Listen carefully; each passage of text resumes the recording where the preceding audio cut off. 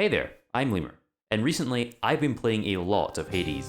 It's easily one of my favourite games of all time now, and for good reason too.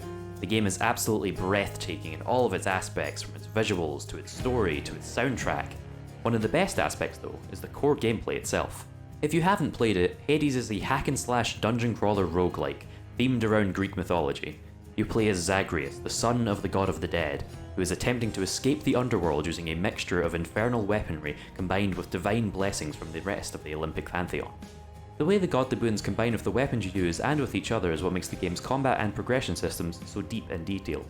Each of the gods have their own unique identity with the upgrades they provide you too, like Zeus's lightning effects that can ricochet from enemy to enemy, Poseidon's waves that can give your foes a mighty push away, or Aphrodite, whose boons can both weaken and charm your enemies onto your side. With how much I enjoy these systems, an interesting question crossed my mind. How would you run a D&D game like Hades? Now, this is a pretty loaded question, as there's a lot of things to consider when you want to take inspiration from Hades. It could be anything from just playing a game with a setting similar to Hades, or running a D&D roguelike, or even just one where you play as Zagreus himself. So let's take a moment to clarify things and just say that in this video we will focus on how to implement Hades' divine boons and infernal weapons into the game itself. Though I do want to briefly touch on Hades' other aspects before we dive into the real meat of this video. I think the setting of Hades is a very interesting one, and thinking about it more, RPG settings in general could do well to take some inspiration from it. The vast majority of settings in RPGs are focused in on medieval times, specifically that of Britain with only a couple of surrounding countries. It isn't often you see a game set in ancient Greece, or any other countries for that matter. That's just something I find a little odd due to how much mythological creatures originated from Greek culture. Phoenixes, minotaurs, centaurs, gorgons, hydras. There's a lot to work with here, and that's just off the monsters alone. If you take the time to look into some of the other aspects of ancient Greek culture, you'll find a wealth of things to make for much more interesting settings. Another cool thing to take inspiration from is that while Hades is technically set in ancient Greece, it's also kinda not. Hades is set in, well, Hades. It's the name of the underworld in Greek mythology. It's pretty amazing that they've put together such a compelling story where they only touch on the mortal realm temporarily. It really gets me thinking about how possible it will be to run a game that never enters the material plane, remaining only in the other planes of existence like the Abyss or Heaven. Definitely something I'm going to be thinking about in the future. Alright, with setting aside and me deciding that I'm going to save the roguelike aspect for its own video, let's move on to our primary topic, the boon mechanics and how to implement them. First, you should decide what's actually going to be giving the boons. As said before, in Hades it's the Olympic gods that grant you these divine gifts, and these are absolutely a great candidate for your games too, although if you do that you'll need to decide if you're going to be ripping the boons straight from the games too, or if you'll be making your own. Either way, don't limit yourself to just the gods from the game, as we're only going to be taking inspiration from Hades after all. There's plenty of real world and fantasy pantheons you can pull from for your inspiration, and as the DM it's entirely in your hands what you want to use. Imagine an RPG game where the deities are pulled from Egyptian or Norse mythology.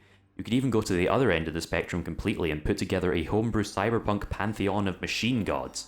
It's completely in your hands. Once you've decided the who, you should decide the when.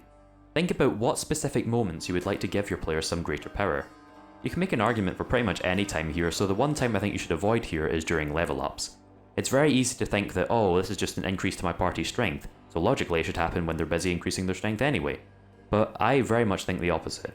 You see, something that makes Hades' boons system so interesting is the fact that since they're gifts from the gods, each time you pick one up it feels like it's part of the story. But if you just keep making this part of the level up system instead, you push the boons aside, making their importance pretty small, and overall the whole system becomes quite redundant. As for times that are good, I would recommend on important story beats to accentuate both the upgrade and the particular moment. However, if you want them at a greater frequency, I would recommend binding them to something physical in the world. For example, when I tested this system with my own group, I made it so that whenever they encountered shrines to certain deities, and assuming they'd gained that deity's favour, they'd gain a powerful blessing. If you attach these rewards to physical things, then it adds more excitement to when they're obtained.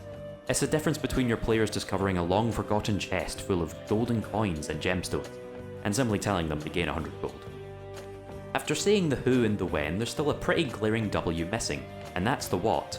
We of course know that it's a gift from some kind of higher being, but what about the specifics? In Hades, whenever you receive a boon, you're given the choice of 3, then you pick which of the options you like the best to take with you on your journey. This is always a pretty decent option, as 3 is just a good number to use for choices, but pretty much any number will do the trick. The other thing you want to consider is if you want to give blessings to individuals or the party as a whole. Hades as a single player game goes for the individual approach, but I personally think that since you must work as a team in D&D, it makes sense to give boons to the whole party together. For example, let's say you present your party with a choice of 3 blessings. When one player takes a blessing, the other 2 members of the party must now pick from the remaining options, excluding the one the first member took. When I tested this system in my game, I definitely think it's a really effective way of doing it, since now there was a kind of strategy involved in picking their boons. One player would be interested in one boon, but would come to the realization that its power would be far more effective on another member of the party, so let them take that one instead. It led to a real sense of teamwork in the party that was really cool to see. Now that we've said how the players choose, let's discuss what their options actually are. When you're designing what boons, buffs, and blessings you're going to give out, I believe that there's 3 core things you should consider. It's synergy, uniqueness, and strength, abbreviated to SUS. So first of all, the synergy. If you break them down to their core, these blessings are simply buffs that increase a particular stat of the player or grants them some new ability. And given that, it's very easy to say something along the lines of this boon grants you a +2 bonus to attack and damage roll. But something like that is quite plain, it doesn't really synergize with anything more than just being good for classes that use weapons. However, to add a bit of synergy to this, all you have to do is substitute that +2 bonus for another value from another part of the character sheet. For example, a more synergistic ability would be, this boon allows you to add your intelligence modifier onto attack and damage rolls. Immediately this becomes a much more interesting ability, as now the party has to consider who would be best to take it based on both the intelligence score and who gets the most value out of attacking. This works even for utility abilities as well, as you can limit their uses per day based on the ability scores or some other values too. Having synergistic abilities links in closely with having unique abilities too. This is something that I think extends to when you make any kind of homebrew, and that's don't worry about making your custom seem official. Don't bog yourself down with trying to make your abilities have the same formatting, style, or consistency that real Wizards of the Coast content has. Remember, official D&D has to be built in such a way that the millions of people who play D&D can understand it. But, we're talking about homebrew here. All you have to do is make sure the phrasing of it makes sense to you and your players, a much smaller scale. Because of this, go nuts with the abilities you create. You don't have to make them similar to real D&D abilities in the slightest. In fact, I think it's far better if you make it so that these buffs can only be found in your homebrew. It really makes your homebrew your own, and in the context of the Hades boons this video is all about, having your boons do things that nothing else in the game can really do really gives them that godly kick. Lastly, the strength. If you really want to run a game in the style of Hades, then you gotta make sure that these boons that you give out are powerful. This is for a few reasons. The first of which is that you need to have them matter. Your party simply won't care about boons if they have to fight tooth and nail for a measly +1 to perception. So make them powerful, big rewards for big challenges. It's not like getting on the good side of gods is easy after all. Final point I want to mention about the strength of these boons is how to balance them. I advocate for making the boons powerful because after a bit you can use this system almost like a substitute for leveling up. For example, if your players only have 1 or 2 boons, you should have them keep fighting encounters that are appropriate for their level. If you have a CR4 encounter against a level 4 party with the boons, it will really accentuate the power of the boons and make your players really feel like they're strong for having them. This is what gives the boons a purpose.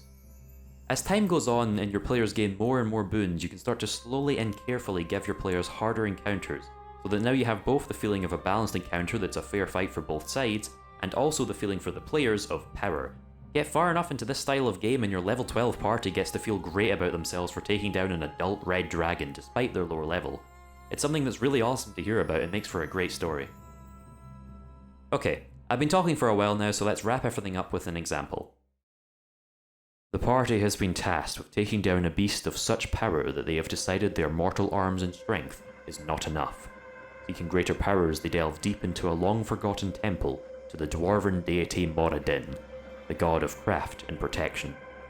After stalking through dark temple halls, fighting their way through crawlers of caverns and traps of treachery, they encounter a large and elaborate shrine depicting a hammer and anvil.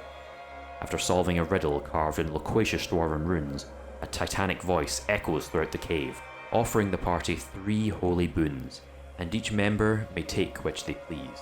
As to represent his sacred portfolio, each boon relates to his domains, and the 3 are entitled Deep Heart, Forge Fire, and Shield of Anvils. Shield of Anvils grants bonus temporary hit points equal to your AC, which refresh at each long rest.